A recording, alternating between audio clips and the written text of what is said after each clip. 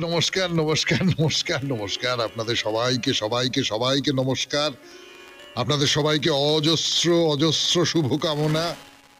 সবাইকে স্বাগত জানাচ্ছি আজকের এই শরণাগত অনুষ্ঠানে এবং সবাইকে শুভ সকাল জানাচ্ছি।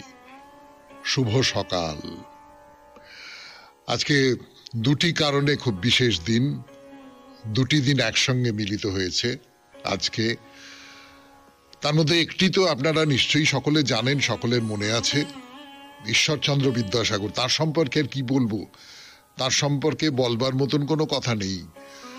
মানে আমাদের এই বাংলাকে জাগিয়ে তোলবার ক্ষেত্রে যে মানুষগুলি একেবারে অগ্রগণ্য ভূমিকা পালন করেছিলেন, তাদের মধ্যে প্রধান, যদি প্রধানতম না বলি, তাহলে প্রধান হচ্ছেন এই মানুষটি, ঈশ্বরচন্দ্র বিদ্যাসাগর।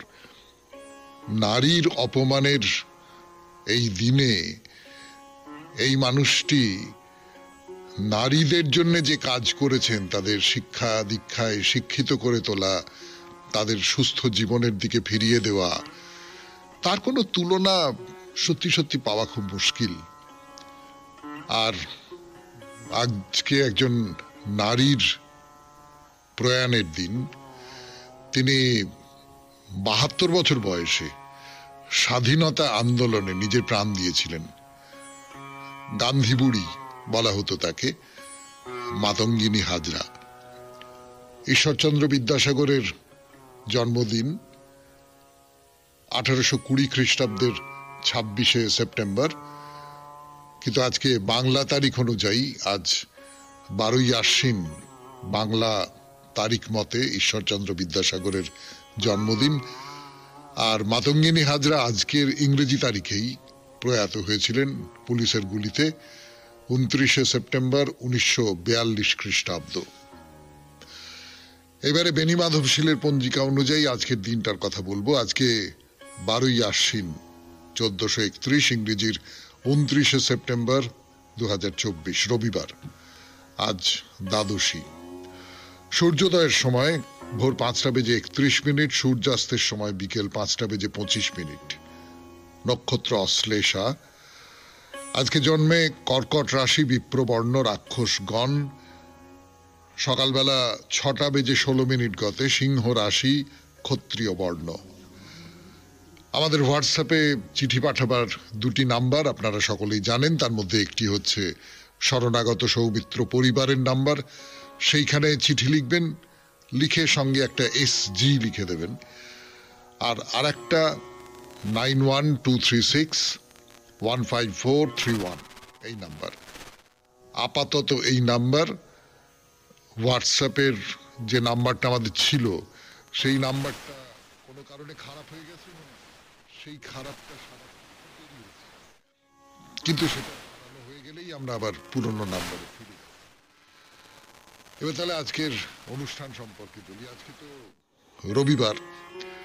রবিবারের অনুষ্ঠান কি আপনারা সকলে জানেন, অনুষ্ঠান পরিচিতির দরকার নেই। আমরা যে জায়গায় এসে থেমেছিলাম সেটা হচ্ছে রূপ আর সনাতন, এই দুজনের কথা। চৈতন্যদেব তাদের ভেতরে আলো জ্বালিয়ে দিয়েছেন এবং তারা যে কোনোভাবে হোক হুসেন শাহর যে রাজকর্ম, রাজার কর্মচারী, তারা খুব উচ্চপদস্থ রাজকর্মচারী, সেখান থেকে বেরিয়ে আসবার চেষ্টা করছেন। এই পর্যন্ত বলেছিলাম আপনাদের। এরপর থেকে কথা শুরু করব এই 92.7 বিগ FM এ শরণাগত অনুষ্ঠানে, গানের পর। পরের চাকরি করব না, পরের গোলামি করব না, যা হয়েছে যথেষ্ট হয়েছে, এইবারে আমরা মহাপ্রভুর শরণ নেব, এইরকম একটা ভেবেছেন। তো কি করবেন সেটা আপনারা বুঝতে পারেন যে সরকারি কাজ, উচ্চপদস্থ একজন সরকারি রাজকর্মচারী, তার পক্ষে কাজ ছেড়ে দেওয়া, পট করে আমি আর চাকরি করব না, এটা বলাটা খুব কঠিন। অনেকগুলো ব্যাপারে তার উপর হোসেন শাহ নির্ভর করেন, তাদের উপর। সেখান থেকে হঠাৎ করে সরে গেলে মুশকিল, খুবই মুশকিল। নবাব ছাড়তে চাইবেন না। তার বাইরে আর একটা কথাও তো আছে, সেটা হচ্ছে যে সেই সময়টা উড়িষ্যার সঙ্গে নবাবের একটা অশান্তি চলছিল, যুদ্ধ চলবে চলবে চলবে চলবে এরকম একটা ভাব হচ্ছিল। এখন যদি এই দুজন, উড়িষ্যায় হিন্দু রাজা আপনারা জানেন, এই সময় যদি এই দুজন ছেড়ে দেন তাহলে তো নবাবের এইরকম একটা সন্দেহ হতে পারে, আচ্ছা আচ্ছা আচ্ছা আচ্ছা, তাহলে ওরা ওই হিন্দু রাজার অধীনে চলে যাবে এবং আমার সমস্ত কথা জানিয়ে দেবে এবং তার ফলে আমি বিপদে পড়ে যাব। না না না না না, এটা তো কিছুতেই মেনে নেওয়া যেতে পারে না। তার ফলে ওদের আমি গ্রেপ্তার করতে পারি, নানান রকম করতে পারি, অর্থাৎ ওই রকম করে রাজকর্ম ছেড়ে দেওয়াটা খুব কঠিন।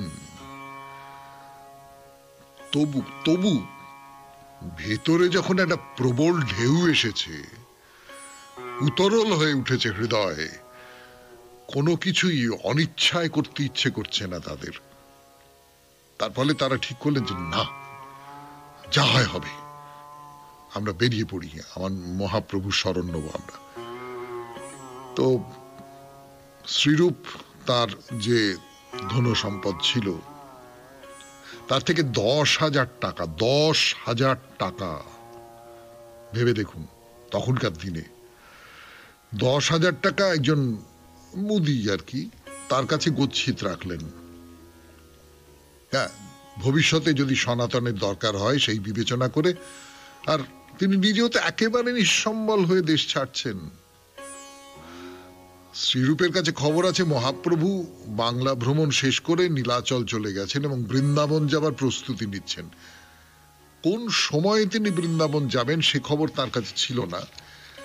তো তিনি তার খুব বিশ্বস্ত দুজন, তাদের বললেন যে তোমরা বৃন্দাবনে যাও, বৃন্দাবনে যাও, গিয়ে মহাপ্রভু কোন সময় কবে বৃন্দাবনে যাচ্ছেন সেই খবরটা জেনে আমাকে এসে বলো। মহাপ্রভু যখন বৃন্দাবনে, তখন আমি তার সঙ্গে মিলিত হতে চাই। বৃন্দাবন চন্দ্র, সেই বৃন্দাবন চন্দ্রের যিনি প্রতিনিধি, সেই বৃন্দাবন চন্দ্রের যিনি আধুনিক কালের রূপ, তাকে আমি বৃন্দাবনেই দেখতে চাই। এটা হলো রূপের সনাতন।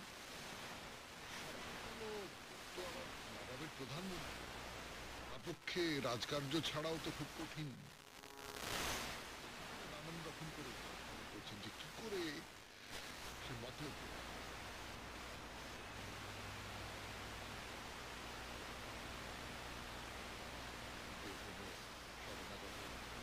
সনাতনের কথায় আমি আছি আপনার সৌমিত্র বসু।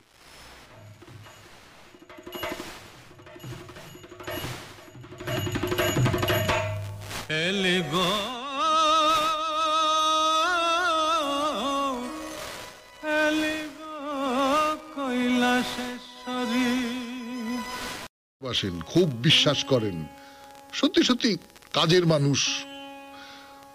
নবাব যে এত ভালোবাসেন তাকে, এইটাই তো সবচেয়ে বেশি বন্ধন হয়ে আছে।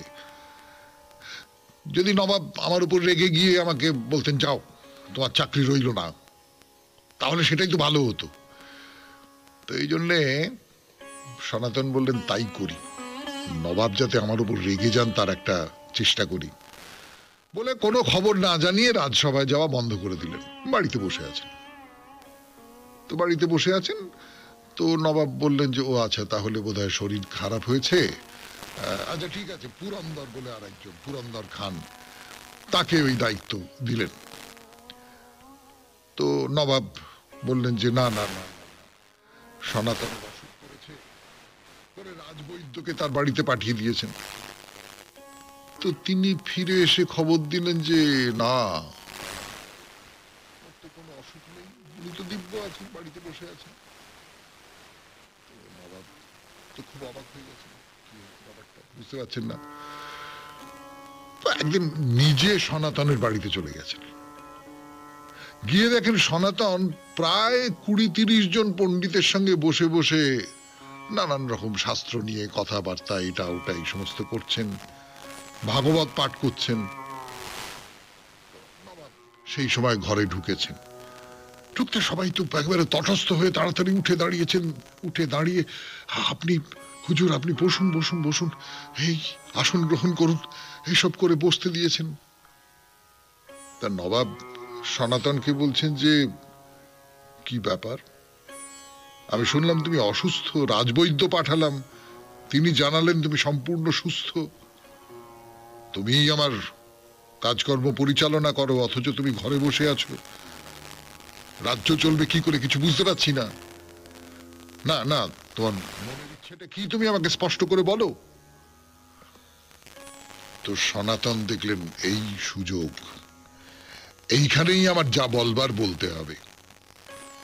বললেন যে আমার পক্ষে আর কাজ করা সম্ভব নয়, আপনি অন্য কাউকে দিয়ে সেই ব্যবস্থা করে নিন, আমি আর কাজ করতে পারবো না।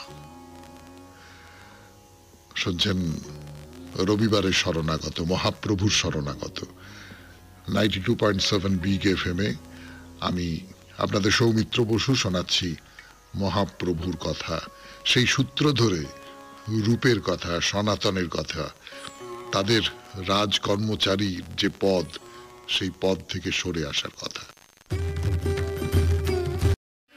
সনাতন তো নবাবকে বললেন যে না, আমি আর রাজকার্য করতে চাই না, আপনি অন্য কাউকে এই দায়িত্ব দিন। তো নবাব তো স্বভাবত খুব রেগে গেলেন, গিয়ে আরেকজন ভাইয়ের কথা বললেন, তার নাম হচ্ছে রঘুনন্দন, রূপ সনাতনদের আরেক ভাই রঘুনন্দন। তিনি ওই বরিশাল জেলায় বাকলা চন্দ্রদ্বীপ পরগনার জায়গিরদার ছিলেন। তো তিনি ওই নবাবের অধীনতা স্বীকার করেন না। নবাব দস্যু বলেন আর কি, মানে বললেন যে আরেকজন তোমার ভাই সে দস্যুর মতো আচরণ করছে, সে বাংলাকে শ্মশান করে দিচ্ছে, তুমি তোমার দায়িত্ব ছেড়ে দিয়ে আমার সমস্ত পরিকল্পনা ব্যর্থ করে দিচ্ছ, কি কি কি কি কি তোমাদের মতলবটা কি? তো সনাতন খুব বিনয়ের সঙ্গে, খুব ভদ্রতার সঙ্গে বললেন যে আপনি গৌড়বঙ্গের নবাব, ভাগ্যবিধাতা, আপনি যার যেমন অন্যায় তাকে তেমন শাস্তি দিন। তো নবাব স্বভাবতই খুব ক্রুদ্ধ, মানে হঠাৎ করে যদি কোনো একজন বড় মাপের রাজকর্মচারী, একজন মন্ত্রী, প্রধানমন্ত্রী, একজন নবাবের প্রধানমন্ত্রী, সে বলছে আমি আর কাজ করব না, আপনি অন্য কাউকে বেছে নিন, এবং সে স্পষ্ট করে কোনো কারণ বলছে না, তো স্বভাবতই নবাবের খুব ক্রুদ্ধ হয়ে ওঠার কথা। তো তিনি বললেন যে তার সেনাপতিকে বললেন যে সনাতন যেন এখান থেকে কোথাও পালিয়ে যেতে না পারে, তার ব্যবস্থা করো, কোথাও যেন যেতে না পারে। তো নবাব তখন উড়িষ্যা আক্রমণের প্রস্তুতি নিচ্ছেন, আর ঠিক সেই সময় এই যে রূপ আর সনাতন দুই ভাই, তারা রাজকার্য থেকে অবসর নিচ্ছেন, এবার উড়িষ্যা যাবেন। সনাতনকে বললেন যে তুমি আমার সঙ্গে চলো। তো সনাতন বললেন না, আমি যাব না। তার একটা কারণ, যেটা হয় এক ধর্মের মানুষ অন্য ধর্মের মানুষের উপর নানান ধরনের অত্যাচার করে, এটা আমরা ইতিহাসে বারবার করে দেখেছি। মানে এটা কেবলমাত্র কোনো একটি ধর্ম সম্প্রদায়ের উপর দোষ চাপালে তো চলবে না, এটা অন্য নানান ধর্ম সম্প্রদায় নানান ভাবে করেছে। তো সনাতনের একটু ভয় ছিল যে নবাব যদি আক্রমণ করেন, সেখানে গিয়ে যদি হিন্দু মন্দির ধ্বংস করেন, আমি তার মধ্যে, আমি কি করে থাকি তার মধ্যে, আমি কিছুতেই সম্ভব নয়। তো সনাতন বললেন যে না, তুমি সেখানে ভগবানকে দুঃখ দিতে চাচ্ছ নবাব, আমি যেতে পারবো না। তেহ কহে তুমি যাবে দেবতায় দুঃখ দিতে, মোর শক্তি নাহি তোমার সঙ্গে যাইতে। শুনছেন মহাপ্রভুর কথা 92.7 বিগ এফএম এ শরণাগত অনুষ্ঠানে। সেই সূত্রে সনাতনের কথা, রূপের কথা। ফিরে আসছি গানের পর। যাব না কারণ আপনি ভগবানকে দুঃখ দেবার জন্য উড়িষ্যায় যাচ্ছেন। নবাব কিন্তু এমনিতে পরধর্ম সহিষ্ণু ছিলেন, আপনারা বুঝতেই পারেন যে তিনি রূপ, সনাতন, এরকম আরো অনেককে তার রাজসভায় যোগ্য মর্যাদা দিয়েছিলেন, কিন্তু সনাতন এইরকম একটা কথা বললেন। এই যে সাহসটা, এই সাহসটা কোথা থেকে এলো? প্রেম এই সাহস যোগায়, ভালোবাসা এই সাহস যোগায়, সমর্পণ এই সাহস যোগায়। যিনি ঈশ্বরের কাছে নিজেকে সমর্পণ করেছেন, যিনি কোনো একজন বড় গুরুর কাছে নিজেকে সমর্পণ করেছেন, যে গুরুকে তিনি ঈশ্বরের মতো করে দেখেন, সেই গুরুর কাছে নিজেকে সমর্পণ করেছেন, তিনি এই সাহসটা দেখাতে পারেন যে না, সমস্ত কিছু তুচ্ছ, এই সাংসারিক ক্ষেত্রে যা কিছু আছে সেই সমস্ত কিছু তুচ্ছ, আমি তাদের সবকটাকে সবকিছুকে অগ্রাহ্য করতে পারি, এরকম করে ভাবতে পারেন তিনি। তো সনাতন তাই ভাবলেন এবং স্বভাবতই নবাব ভয়ঙ্কর ক্রুদ্ধ হলেন এবং তিনি আদেশ দিলেন যে আমি যখন উড়িষ্যায় থাকবো, আমার অনুপস্থিতিতে এই সনাতন যাতে রাজ্যের কোনো ক্ষতি না করতে পারে, সেই জন্য ওকে কারাগারে বন্দি করে রেখে দাও। তো এই আদেশ দিয়ে তো চলে গেলেন। ঠিক সেই সময়ই মহাপ্রভু নীলাচল ছেড়ে বৃন্দাবনের দিকে রওনা হয়েছেন। ওই শ্রীরূপ দুজনকে পাঠিয়েছিলেন খবর সংগ্রহ করবার জন্য, সে তো আপনাদের বলেছি। তো তারা এসে খবর দিলেন যে মহাপ্রভু যাত্রা করেছেন, বনের পথ ধরে বৃন্দাবনের দিকে যাচ্ছেন। তো শ্রীরূপ আর একদম দেরি করলেন না, সনাতনকে একটা চিঠি লিখলেন যে চৈতন্যদেব বৃন্দাবনের উদ্দেশ্যে রওনা দিয়েছেন, আমি অনুপমকে সঙ্গে নিয়ে তার সঙ্গে মিলিত হতে বৃন্দাবন চলে যাচ্ছি, তুমি যেমন ভাবে পারো সেখানে চলে এসো। মুদির কাছে 10,000 টাকা গচ্ছিত আছে, দরকার মতো সেই টাকা তুমি খরচ করতে পারো, খরচ করে তুমি জেলখানা থেকে বেরিয়ে বৃন্দাবন চলে যাও। এই খবরটা পাঠিয়ে দিয়ে শ্রীরূপ ভাইকে নিয়ে পায়ে হেঁটে গঙ্গা তীর ধরে কাশীর দিকে যাচ্ছেন। কাশীপুর ঘুরে বৃন্দাবন যাবার জন্য প্রয়াগে এসেছেন। মহাপ্রভু তখন প্রয়াগে। তা তিনি তো শুনেছেন যে শ্রীরূপ এসেছে, বাহ বাহ, খুব ভালো, খুব ভালো, খুব ভালো। তো মহাপ্রভু একদিন ভক্তদের সঙ্গে বিন্দু মাধব দর্শন করবার জন্য গেছেন।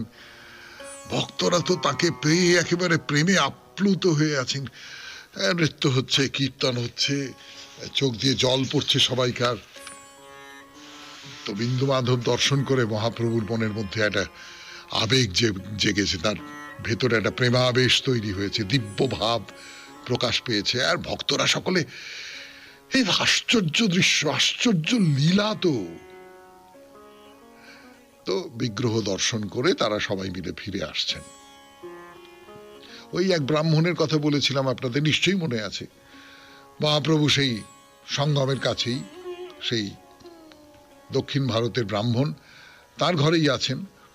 তো শ্রীরূপ আর অনুপম তারাও সেই খবর শুনেছেন। তারা দুই ভাই মহাপ্রভুর দর্শনে এসেছেন এবং একেবারে ওই দাঁতে তৃণ ধারণ করে, অর্থাৎ একেবারে তৃণাদপি আমরা সেটা ধারণ করে দূর থেকে মহাপ্রভুকে সাষ্টাঙ্গে প্রণাম করলেন। শুনছেন 92.7 বিগ এফএম এ শরণাগত, রবিবারে শরণাগত।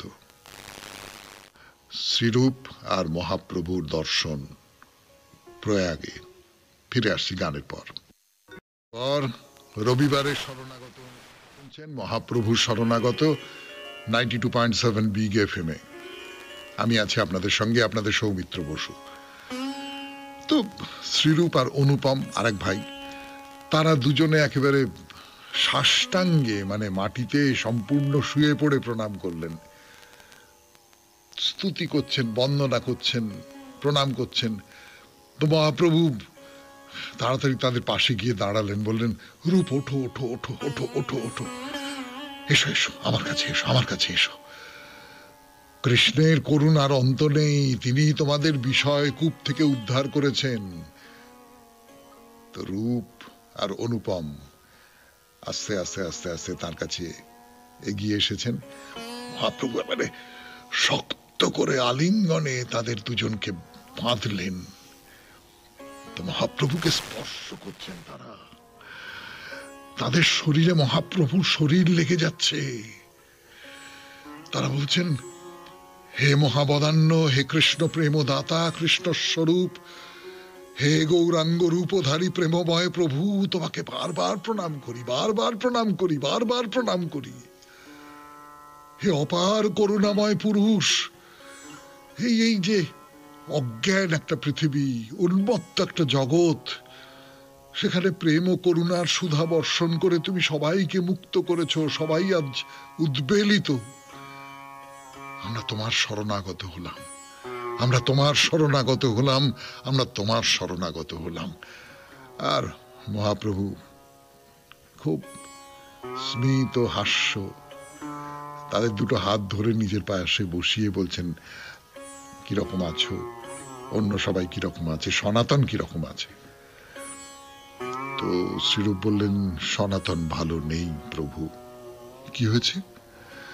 না, হোসেন সাহেব ওই সনাতন মন্ত্রিত্ব ছেড়ে দেবেন বলেছেন বলে হোসেন শাহ খুব ক্রুদ্ধ হয়ে তাকে জেলখানায় বন্দি করে রেখেছেন, করে উড়িষ্যা আক্রমণে চলে গেছেন। তুমি তাকে কৃপা করো, তুমি তার বন্ধন মোচন করে দাও। তো মহাপ্রভু একটু চুপ করে থাকলেন, তারপরে বললেন যে, রূপ, সনাতন মুক্ত হয়েছে, সে আসছে, এই অবিলম্বে তার সঙ্গে তোমার সাক্ষাৎ হবে। আশ্চর্য কথা, সনাতন মুক্ত হয়েছে, সে আসছে, মহাপ্রভু জানলেন কি করে? আমরা জানি না। হচ্ছে দুপুরবেলা হয়ে গেছে, সেই ব্রাহ্মণ যার কাছে মহাপ্রভু আছেন তিনি মহাপ্রভুকে আহ্বান করলেন যে আপনি সেবা করুন, এবং বলভদ্র আছেন মহাপ্রভুর সঙ্গে, শ্রীরূপ তো আছেন, অনুপম আছেন, তাদের নেমন্তন্ন করলেন। তো দুই ভাই সেদিনের মতো সেখানে থাকলেন। পরের দিনই গঙ্গা যমুনার সঙ্গমের তীরে তাদেরই কাছে একটা বাসা নিয়ে চলে এলেন। রবিবারের শরণাগত শুনছেন 92.7 বিগ FM এ। আমি আছি আপনাদের সঙ্গে, আপনাদের সৌমিত্র বসু। ফিরে আসছি গানের পর। তো রূপ আর সনাতন মানে যে ছজন গোস্বামী প্রখ্যাত বৈষ্ণব তত্ত্বকে তারা প্রকাশ করেছেন নানান ভাবে, তাদের মধ্যে প্রধান এই রূপ আর সনাতন। কিন্তু এই দুজন কিন্তু কখনো কাউকে দীক্ষা দেননি,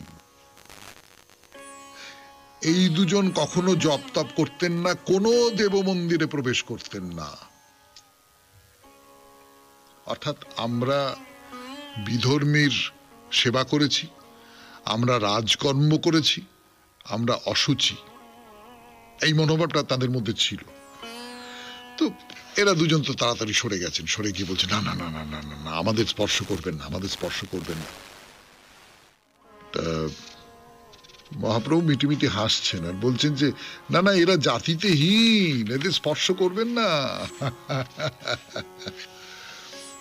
তো মহাপ্রভু বলছেন যে, আপনি বৈদিক প্রথা অনুসরণ করেন, আপনি যজ্ঞ করেন, আপনি কুলীন ব্রাহ্মণ, আপনি অস্পৃশ্যকে স্পর্শ করলে আপনার তো দোষ হবে। এটা মহাপ্রভু কেন বলেছেন আপনারা বুঝতে পারছেন, এটা খানিকটা ব্যঙ্গ আছে এর মধ্যে। অর্থাৎ যিনি আপামর সকলকে নিজের বুকে স্থান দেন, তিনি তো এইমাত্র দেখা গেল রূপকে জড়িয়ে ধরেছিলেন, অনুপমকে জড়িয়ে ধরেছিলেন, আলিঙ্গন করেছেন, দৃঢ়ভাবে আলিঙ্গন করেছেন, এগুলো মানেন না।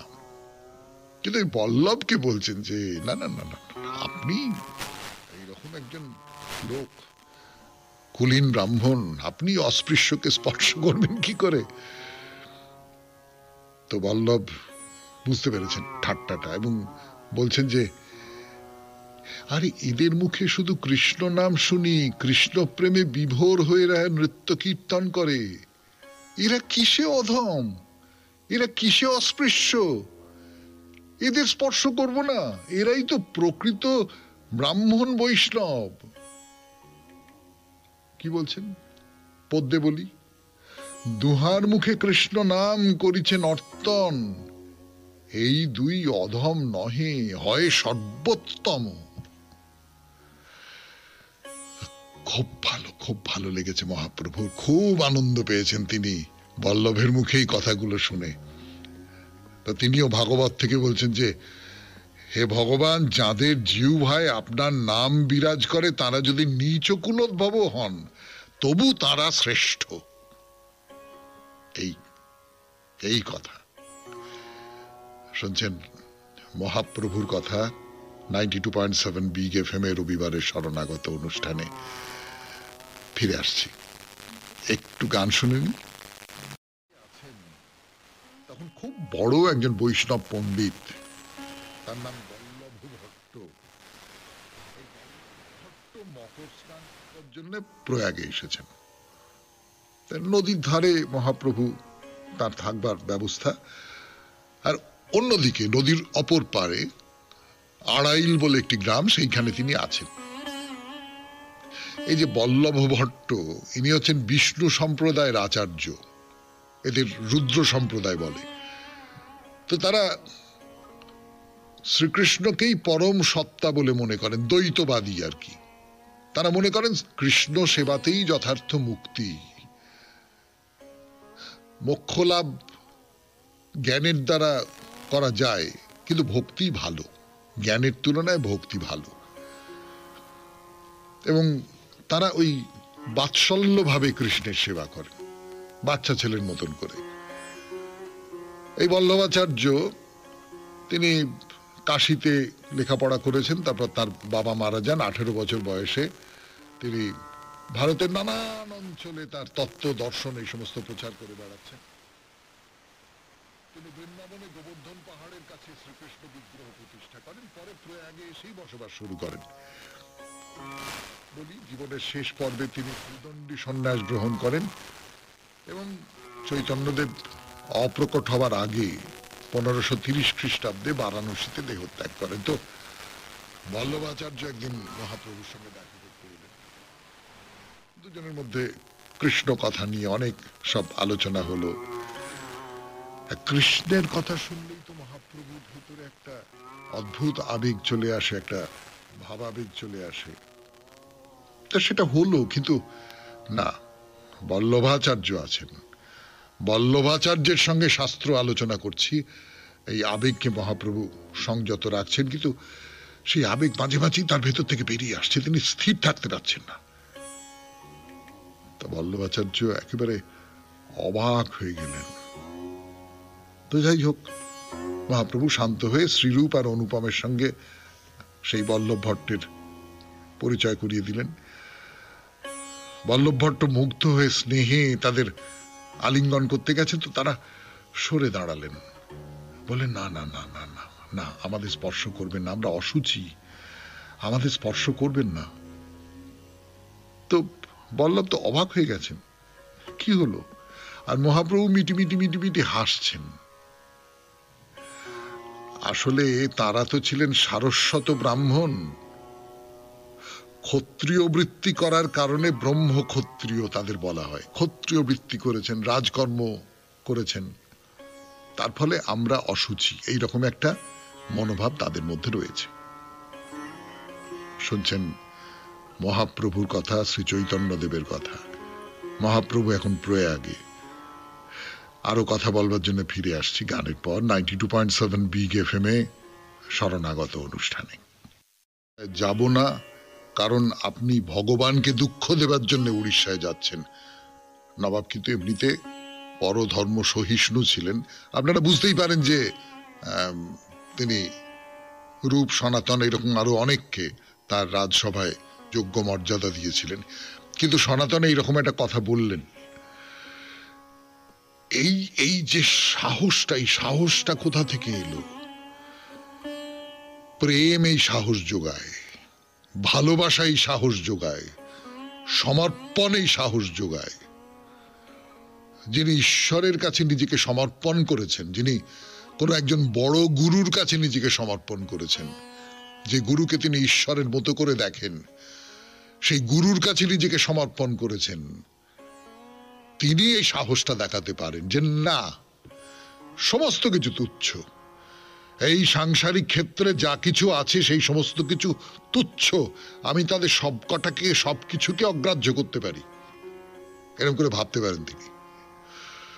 তো সনাতন তাই ভাবলেন, এবং স্বভাবতই নবাব ভয়ঙ্কর ক্রুদ্ধ হলেন এবং তিনি আদেশ দিলেন যে আমি যখন উড়িষ্যায় থাকবো আমার অনুপস্থিতিতে এই সনাতন যাতে রাজ্যের কোনো ক্ষতি না করতে পারে সেই জন্য ওকে কারাগারে বন্দি করে রেখে দাও। তো এই আদেশ দিয়ে তো চলে গেলেন। ঠিক সেই সময়ই মহাপ্রভু নীলাচল ছেড়ে বৃন্দাবনের দিকে রওনা হয়েছেন। ওই শ্রীরূপ দুজনকে পাঠিয়েছিলেন খবর সংগ্রহ করবার জন্য, সে তো আপনাদের বলেছি। তো তারা এসে খবর দিলেন যে মহাপ্রভু যাত্রা করেছেন, বনের পথ ধরে বৃন্দাবনের দিকে যাচ্ছেন। তো শ্রীরূপ আর একদম দেরি করলেন না, সনাতনকে একটা চিঠি লিখলেন যে চৈতন্যদেব বৃন্দাবনের উদ্দেশ্যে রওনা দিয়েছেন, আমি অনুপমকে সঙ্গে নিয়ে তার সঙ্গে মিলিত হতে বৃন্দাবন চলে যাচ্ছি, তুমি যেমন ভাবে পারো সেখানে চলে এসো। মুদির কাছে 10,000 টাকা গচ্ছিত আছে, দরকার মতো সেই টাকা তুমি খরচ করতে পারো, খরচ করে তুমি জেলখানা থেকে বেরিয়ে বৃন্দাবন চলে যাও। এই খবরটা পাঠিয়ে দিয়ে শ্রীরূপ ভাইকে নিয়ে পায়ে হেঁটে গঙ্গা তীর ধরে কাশীর দিকে যাচ্ছেন। কাশীপুর ঘুরে বৃন্দাবন যাবার জন্য প্রয়াগে এসেছেন। মহাপ্রভু তখন প্রয়াগে। তা তিনি তো শুনেছেন যে শ্রীরূপ এসেছে, বাহ বাহ, খুব ভালো খুব ভালো খুব ভালো। তো মহাপ্রভু একদিন ভক্তদের সঙ্গে বিন্দু মাধব দর্শন করবার জন্য গেছেন। ভক্তরা তো তাকে পেয়ে একেবারে প্রেমে আপ্লুত হয়ে আছেন, নৃত্য হচ্ছে, কীর্তন হচ্ছে, চোখ দিয়ে জল পড়ছে সবাইকার। তো বিন্দু মাধব দর্শন করে মহাপ্রভুর মনের মধ্যে একটা আবেগ জেগেছে, তার ভেতরে একটা প্রেমাবেশ তৈরি হয়েছে, দিব্য ভাব প্রকাশ পেয়েছে। আর ভক্তরা সকলে এই আশ্চর্য দৃশ্য, আশ্চর্য লীলা। তো বিগ্রহ দর্শন করে তারা সবাই মিলে ফিরে আসছেন। ওই এক ব্রাহ্মণের কথা বলেছিলাম আপনাদের, নিশ্চয়ই মনে আছে। মহাপ্রভু সেই সঙ্গমের কাছেই, সেই দক্ষিণ ভারতের ব্রাহ্মণ, তার ঘরেই আছেন। তো শ্রীরূপ আর অনুপম তারাও সেই খবর শুনেছেন। তারা দুই ভাই মহাপ্রভুর দর্শনে এসেছেন এবং একেবারে ওই দাঁতে তৃণ ধারণ করে, অর্থাৎ একেবারে তৃণাদপি আমরা সেটা ধারণ করে দূর থেকে মহাপ্রভুকে সাষ্টাঙ্গে প্রণাম করলেন। শুনছেন 92.7 বিগ এফএম এ শরণাগত, রবিবারে শরণাগত। শ্রীরূপ আর মহাপ্রভুর দর্শন প্রয়াগে। ফিরে আসছি গানের পর।